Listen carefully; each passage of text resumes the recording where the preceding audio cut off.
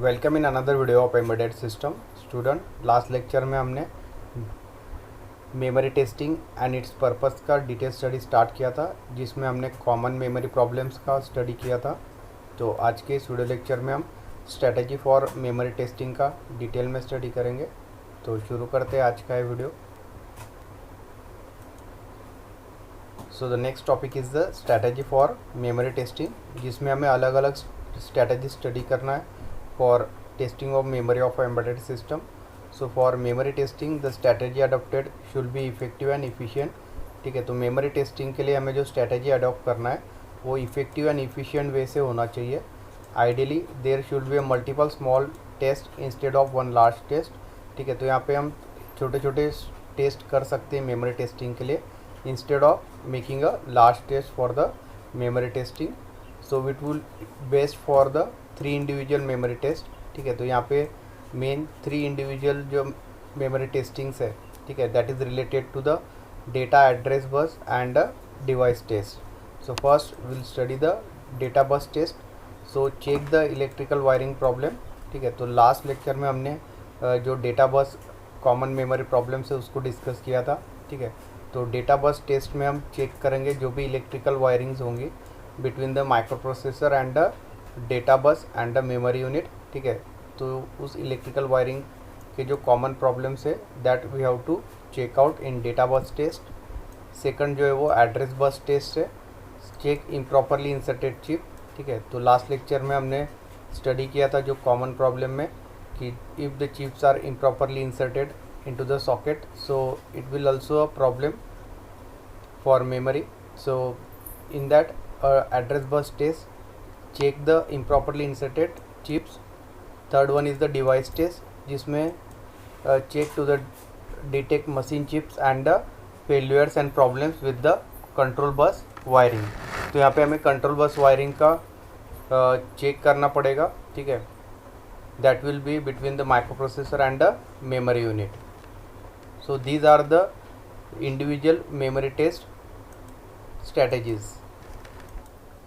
So first we study the data bus test। so it is used to check the data bus wiring। ठीक है, तो data bus wiring check करने के लिए हम data bus test perform करते हैं।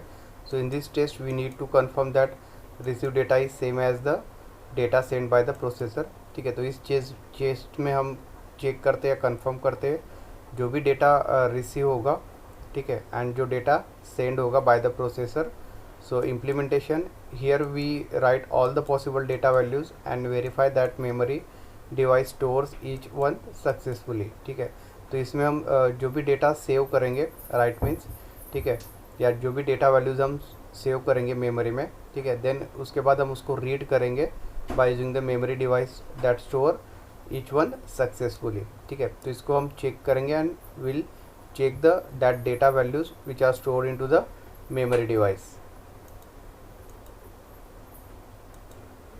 सो in short to test the bus 1 bit eight a time. ठीक है, तो इसमें जो हम टेस्ट करेंगे data bits like 1 and 0s we are saving into the memory device and we have to read that bits successfully 1 by 1।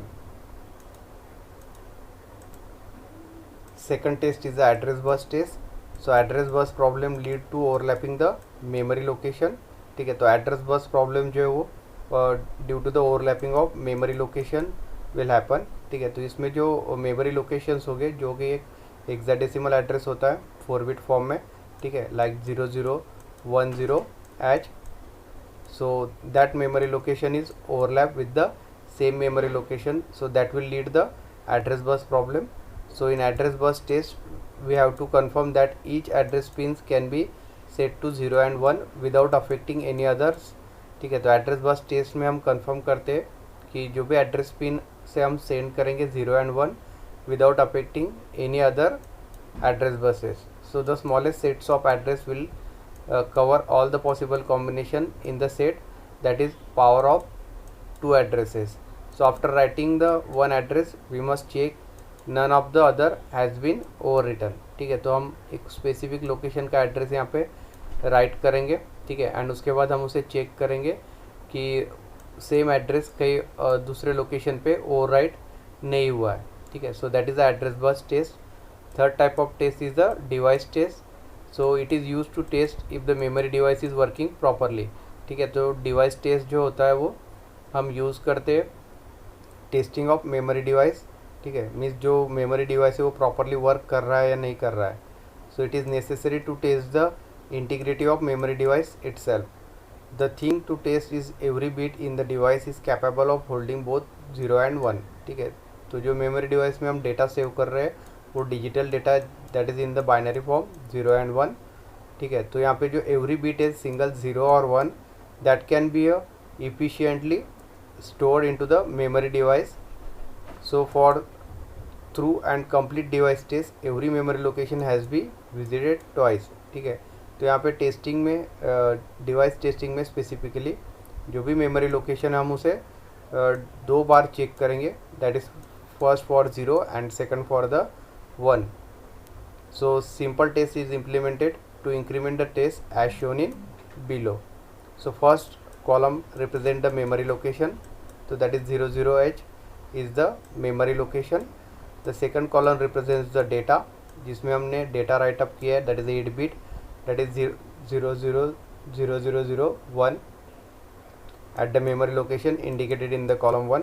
ठीक है, तो यहाँ पे हमने 000H जो कि मेमोरी लोकेशन है. ठीक है, यहाँ पे हमने 8 बिट डेटा राइट किया है. Third column represents the data of column 2 that is in inverted form. ठीक है, तो जो डेटा हमने राइट किया उसका inverted means one's complement form है यहाँ पे. ठीक है, तो यहाँ पे हमने 0 की जगह 1, 1 की जगह 0 राइट अप किया हुआ है. ठीक है, that is the inversion of the data which is in the column 2 in the column 3.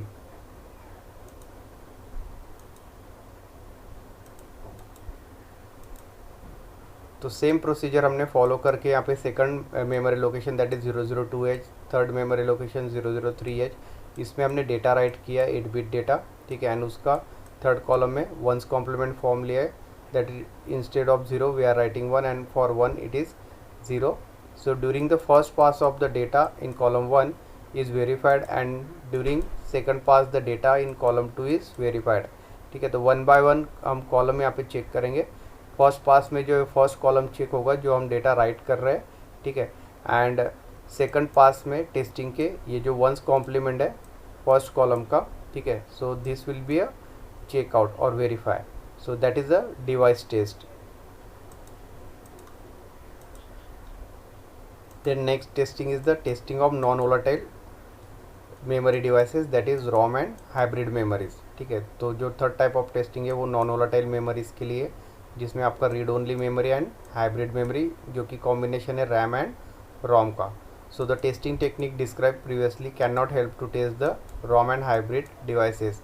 तो हमने अभी जो मेमोरी टेस्टिंग के जो मेथड्स स्टडी किए वो ROM and hybrid memory devices के लिए कैपेबल नहीं है. ठीक है, since ROM devices can not be written at all. ठीक है, तो रीड ओनली मेमोरीज में हम एट अ टाइम जो प्रोग्राम है या डेटा है that cannot be written at all, and hybrid devices usually contain the data program that cannot be overwritten.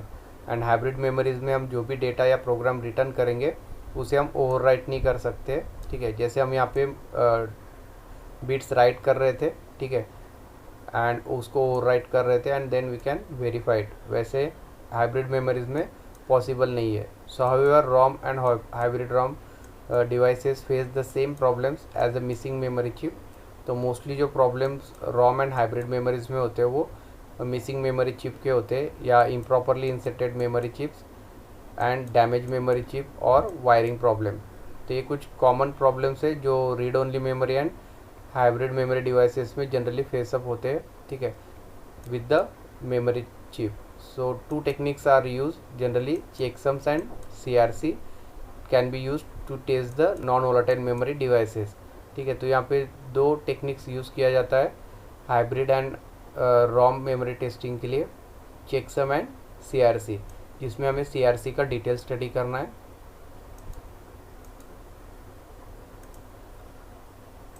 So CRC that is cyclic redundancy check. This memory testing is use for checking the ROM and hybrid memory testing. So cyclic redundancy check that is CRC as an error detection mechanism in which special number is appended to a block of data in order to detect any changes introduced during the storage। ठीक है, तो यहाँ पे हम एक special block of data को यहाँ पे सेंड करेंगे एंड देन उसके बाद हम डिटेक्ट करेंगे any changes introduce during the storage, means during the transmission of data. ठीक है, तो CRC में हम ट्रांसमीटर में एक जो हम फ्रेम ट्रांसमिट करेंगे डेटा का, ठीक है, उसमें एक ब्लॉक ऐड करेंगे। ठीक है, and then at the receiver end we have to check that block of data so that there is any changes in that block of data during the transmission of signal from transmitter to the receiver. So CRC is recalculated on retrieval and compare the value originally transmitted which can reveal the certain types of error। ठीक है, तो जो block of code हम transmitter से transmit करेंगे data frame के साथ, ठीक है, तो उसे हम रिकैलकुलेट करेंगे रिसीवर एंड पे। ठीक है, during the reception means receiving, and उसे हम कंपेयर करेंगे जो ओरिजिनल ब्लॉक ऑफ डेटा हमने ट्रांसमिट किया था at the time of transmission of data. ठीक है, and if there is a error in the receive frame और receive block so that we can detect the error. So for example, a single corrupted bit in the data results in 1 bit change in the calculated CRC। ठीक है, तो अगर हम transmitter में suppose ये block या data हम transmit कर रहे हैं दैट इज़ 1001। ठीक है, एंड रिसीव जो डेटा होगा, ठीक है, उसमें अगर एक बिट चेंज है like 0000, so that 1 can be change to the 0 during transmission of data.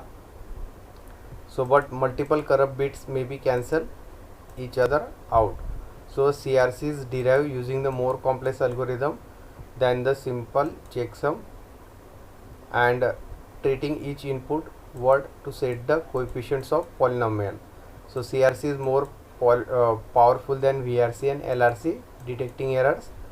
So it is not based on the binary addition like VRC and LRC जिसमें हम बाइनरी एडिशन करते हैं, but rather than it is based on the binary division.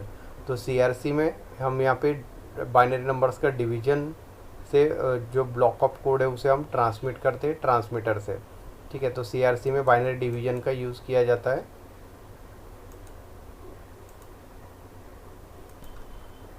So in CRC at the center side the data unit that is to be transmitted is divided by the predetermined divisor that is binary number।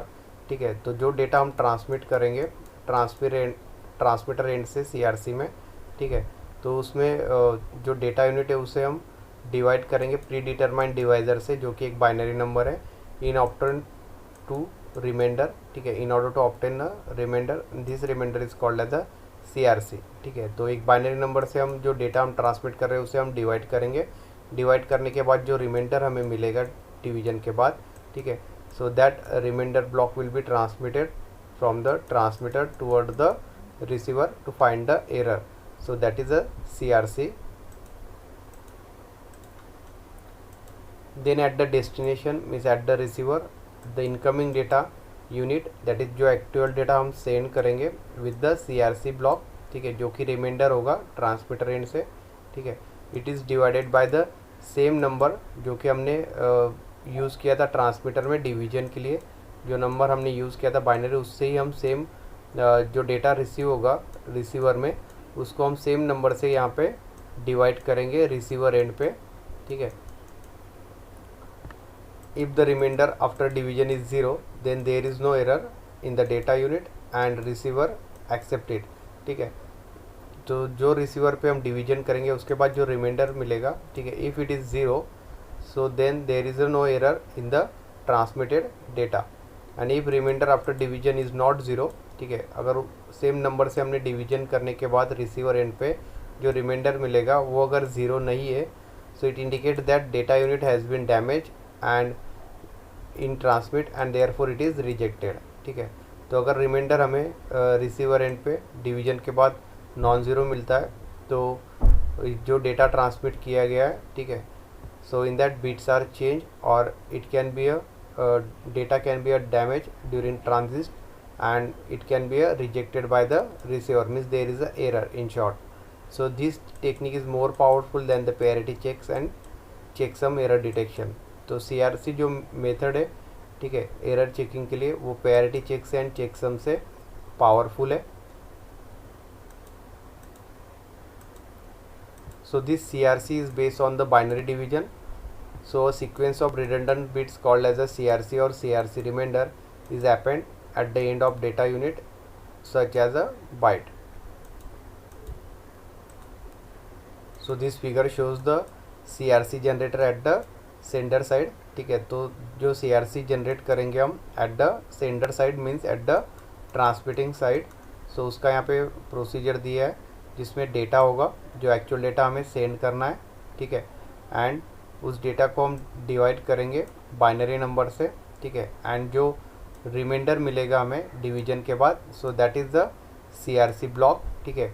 तो उस CRC block को हम transmit करेंगे data के साथ, ठीक है। तो ये डेटा है हमारा, ठीक है, जो कि 8 बिट, 16 बिट, 32 बिट रहेगा depending on the requirement. And जो n बिट्स है यहाँ पे, ठीक है, so that is this CRC block is added with the this data and that can be transmitted towards the receiver.